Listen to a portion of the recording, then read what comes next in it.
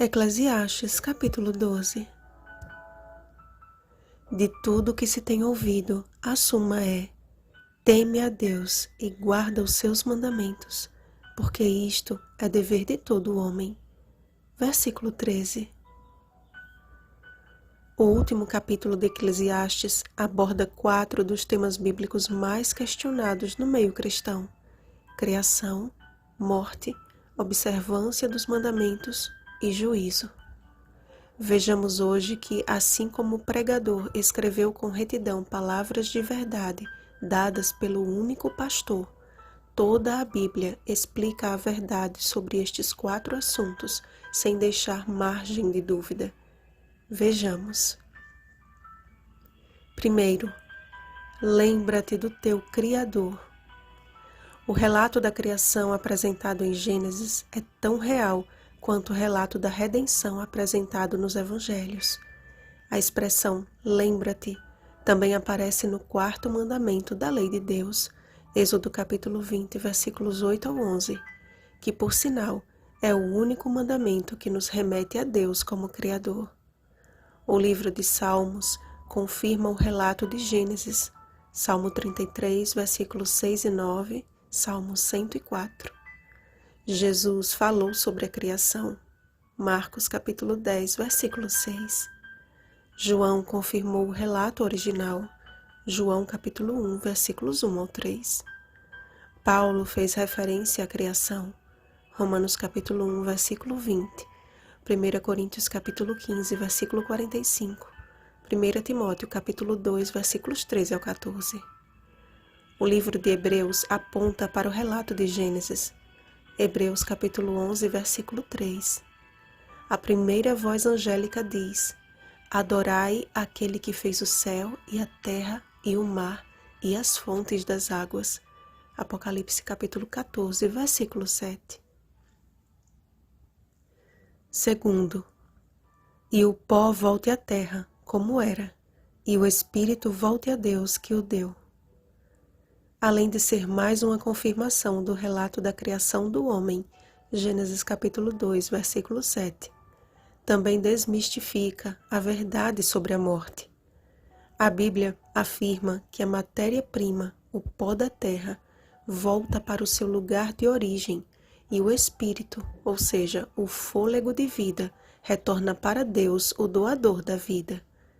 A palavra usada é ruá, que significa vento, sopro, e não uma entidade fora do corpo, pois nós não temos uma alma, nós somos uma alma vivente.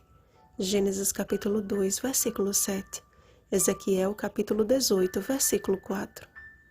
A Bíblia também afirma que a morte é um sono, João capítulo 5, versículos 28 ao 29, e que os mortos não sabem coisa alguma, Eclesiastes capítulo 9, versículos 5 ao 6. O próprio Jesus comparou a morte com o sono, João capítulo 11, versículos 11 a 14.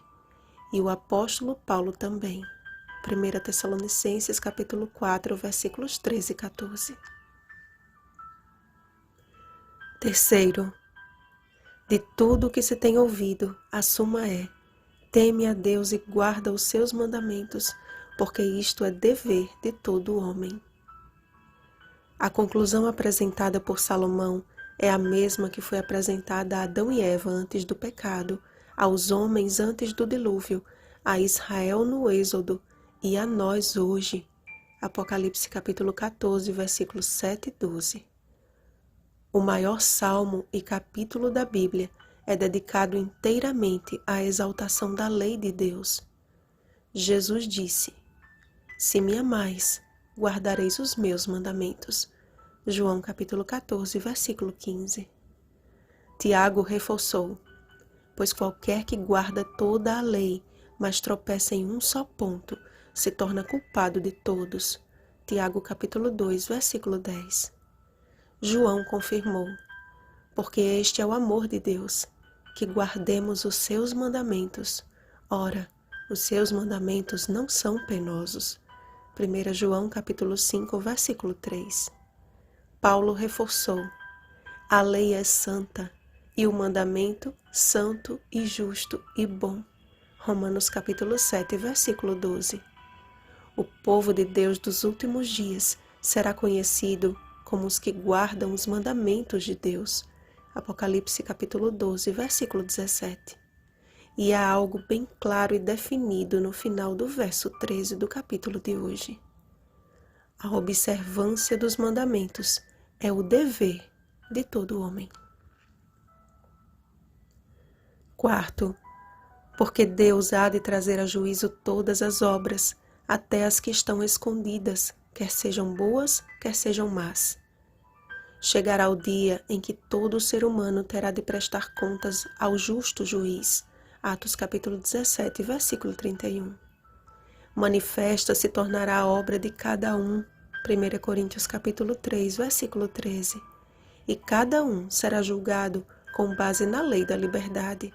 Tiago capítulo 2, versículo 12.